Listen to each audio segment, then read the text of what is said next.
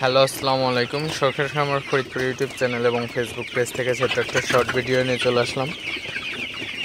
তো আজকে হচ্ছে আমার সোনালী সুপার হাইব্রিড মুরগির বয়স 54 দিন। তো 54তম দিন দুপুরের আপডেট আপনাদের সাথে শেয়ার করবো। তো ভিডিওটিকে স্কিপ না করে অবশ্যই শেষ পর্যন্ত দেখবেন এবং শখের খামার ফরিদপুর ইউটিউব চ্যানেলটি অবশ্যই সাবস্ক্রাইব করবেন। ভিডিওটি লাইক, কমেন্ট এবং শেয়ার করে অন্যভাবে দেখার সুযোগ করে দেবেন। তো ভিডিওটি শুরু করা যাক।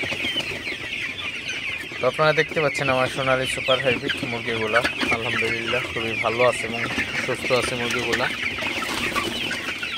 তো মুরগিগুলার বয়স আজকে 54 দিন হয়ে গেছে অলরেডি।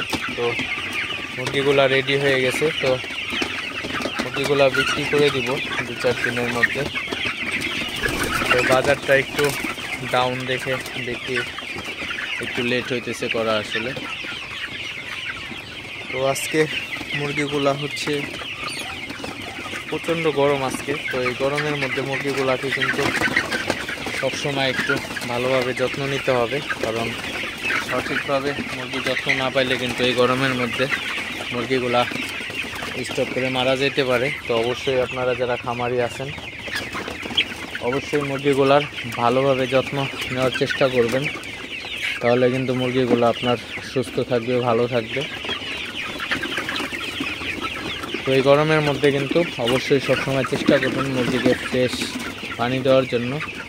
মুরগিকে ফ্রেশ পানি দিলে কিন্তু আপনার মুরগিগুলা স্টক করবে না, মুরগিগুলা ভালো থাকবে এবং মুরগিটা কিন্তু সুস্থ থাকবে আপনার অনেক।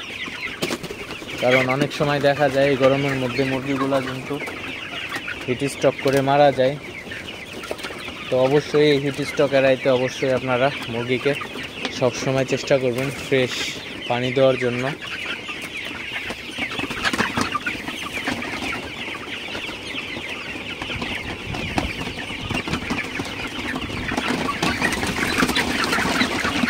তো আমার মুরগিগুলাকে কিন্তু আমি মাঝে মধ্যে একটু তাড়াই দিই, কারণ গরমের মধ্যে মুরগিগুলাকে একটু কম তাড়াইলে কিন্তু মুরগিগুলার শরীরে গরমটা বেশি লাগে।